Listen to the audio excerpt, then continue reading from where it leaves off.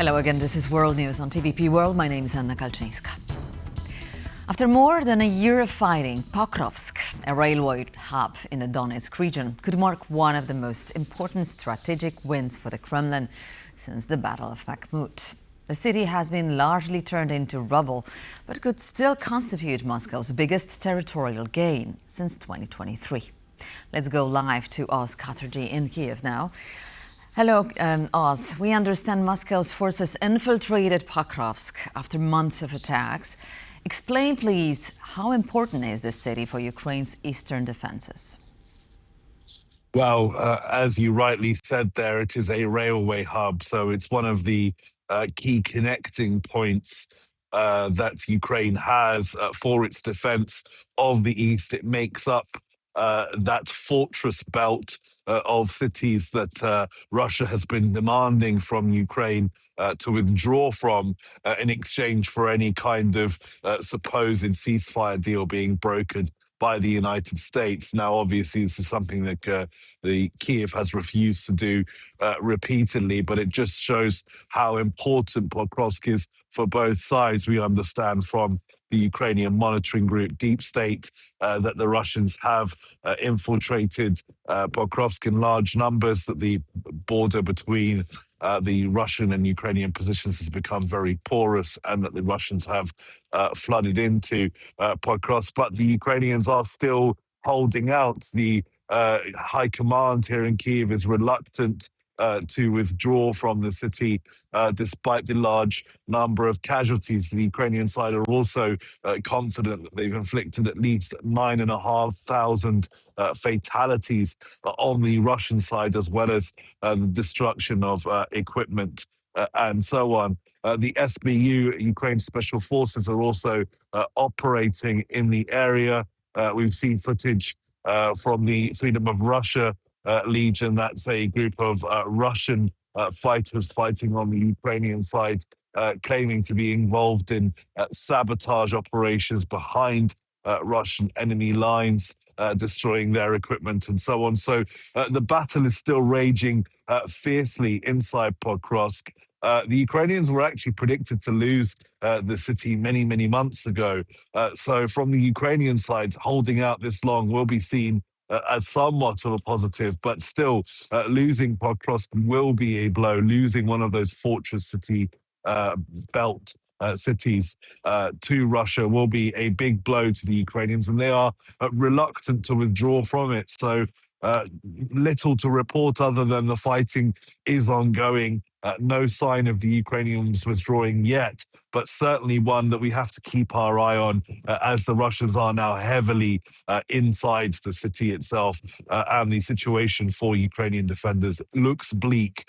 So one shouldn't be surprised if we do see an eventual withdrawal of Ukrainian forces from Pokrovsk. But for now, the fighting remains fierce in that eastern town. Back to you, Anna. Oz Chatterjee from Kyiv. Thank you so much, Oz. So Russia's army is throwing all the forces in Pokrovsk.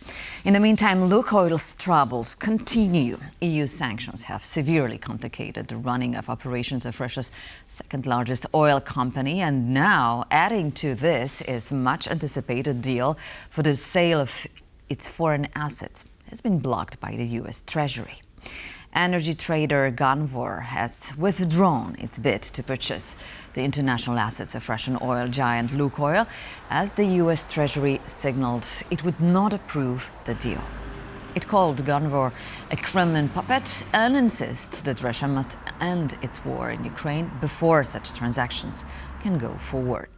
Lukoil has announced plans last week to sell its overseas holdings to Gunvor in response to tightening US sanctions. Gunvor, registered in Cyprus, strongly rejected the accusation, saying it has spent more than a decade distancing itself from Russian business and has openly condemned the war.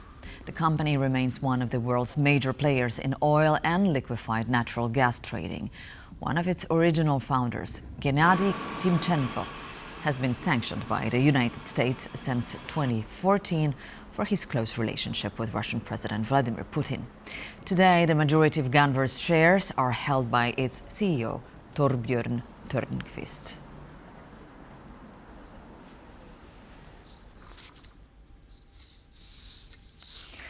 The European Commission is ramping up negotiations with Belgium to secure a vital €140 billion reparations loan for Ukraine, as Kyiv faces the risk of depleting its funds by spring.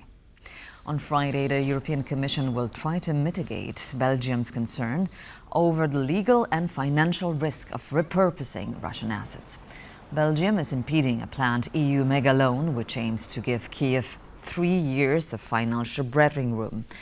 Over the next 2 years, Ukraine's budget deficit is expected to reach about $60 billion, and that's not counting defense spending. Belgium remains undecided on using frozen Russian assets for Ukraine because it fears legal challenges, financial liabilities, and the damage to its reputation as a financial hub, given that most of the assets are held in Brussels through Euroclear. Once Belgian concerns are satisfied, the Commission will formally propose legislation on the reparations loan in the coming weeks.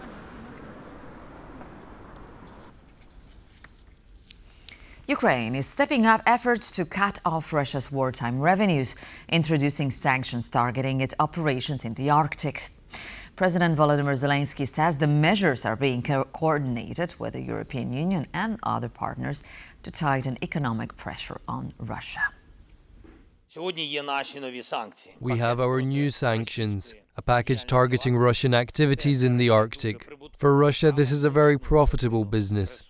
A significant portion of the resources our enemy sells each year are extracted precisely on those lands and in those waters in the Arctic.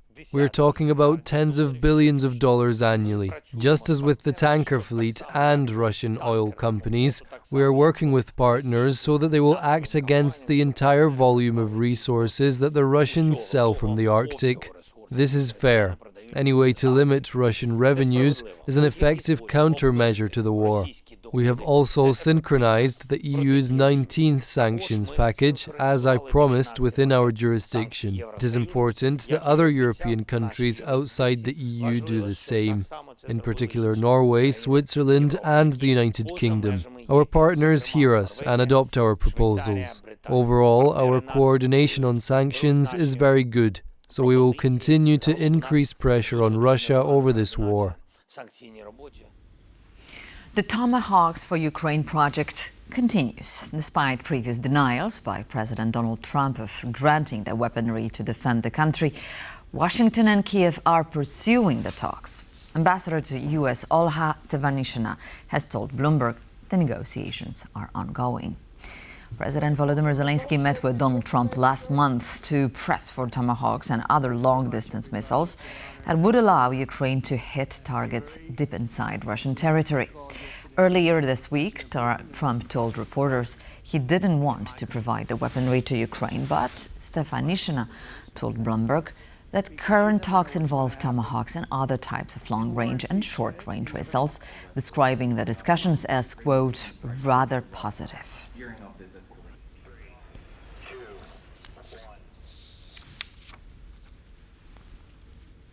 Sweden will begin mining its own uranium again. The decision is aimed to boost Sweden's energy security, as it currently relies on deliveries from the US, Kazakhstan, and until 2022, Russia.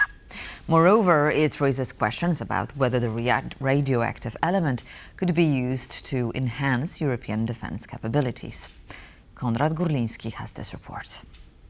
It is a major step, but it's a very natural step. Since Sweden became a full member of NATO back in March of 2024, it's taken a very active role in the alliance, from increased patrols in the Baltic Sea and stronger cooperation with Baltic allies and Poland, to significant assistance to Ukraine, including the recent sale of 150 of Saab's Gripen fighter jets.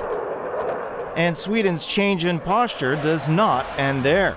On Wednesday, the Swedish parliament voted to lift a moratorium on uranium mining that had been introduced in 2018 by Sweden's Social Democratic government. Now, Sweden is lifting the ban to secure independent sources of uranium for its reactors, as it's betting on nuclear to meet its green energy goals. The banning of uranium mining was one of the consequences of anti-nuclear power strategy of government of that time. So the dark period for nuclear power is over. The state-owned company Vattenfall AB previously bought Russian uranium, but these deliveries were halted in 2022 after Russia's full-scale invasion of Ukraine. Self-sustainability, also in nuclear field, is a very important issue politically.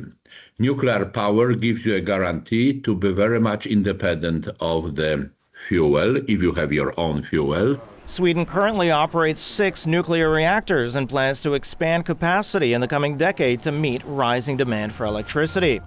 But some are looking back to Sweden's nuclear weapons program, which was halted in the late 1960s, and so are speculating otherwise.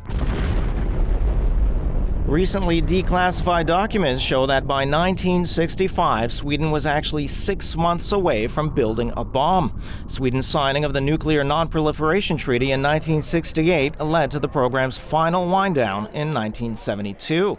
Now, Stockholm agreed to give up the program in response to American security assurances.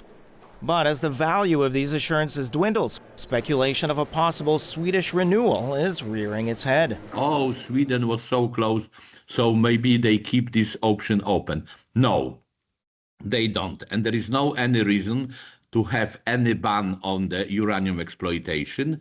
And there is no any single reason that the mining of uranium has something to do with the nuclear weapon program. Now, uranium on its own is not enough to build a bomb. Heavy water is needed to produce plutonium, a key ingredient in bomb production. Now, Sweden shut down its last hard water pool reactor in 1973. I can guarantee you, as a person insider in the nuclear field, there is no competence, there is no suitable equipment to make. Nonetheless, Sweden is preparing for a new reality, and the news was celebrated by mining companies and District Metals in particular, which owns the Viken deposits, said to contain up to 27% of Europe's known sources of uranium. The Swedish decision clears the way for renewed domestic extraction starting on January 1st, 2026. For TVP World, I'm Konrad Gorlinski. Well, the nuclear containment is an issue. The clock is also ticking on the New START treaty, the last remaining nuclear arms control agreement between the United States and Russia. It's set to expire in February next year, with tensions rising and both sides hinting at a possible return to nuclear testing. It's unclear whether the treaty will be extended. Thomas Nagy, Senior Research Fellow for Nuclear, Space and Missile Defense, spoke about the issue on World War News tonight. The treaty will expire during the first week of February. And if it's not formally, it should not be, you shouldn't be able to extend it because the provision of the treaty has already been used once. But informally, it can be extended in a sense that both sides will decide to adhere to some of the treaty limits. And the Russians are actually offering this, probably with an expectation that the Americans will not agree with that. And that will be basically giving them a free ride possibility to do whatever they seek to do. And nuclear testing might be one of the takeaways from these processes, because it's pretty clear that Russia is interested in investing in nuclear weapons, also as a way how to ensure the domestic population and how to do effective propaganda. Nuclear weapons are pretty popular within the Russian society, and it's a symptomatic sign of Russian strength. And in Putin's mentality, the more of the strength you have, the better you are. In the United States, several people fell ill at Joint Base Andrews in Maryland and were treated in the hospital after a suspicious package containing a white powder was opened at the military facility. According to CNN, 2 buildings were evacuated as a precaution. The broadcaster reports that multiple people were transported to the on-base medical center after the package was opened. The CNN said an initial field test from the hazmat team did not detect anything hazardous, but the investigation remains ongoing.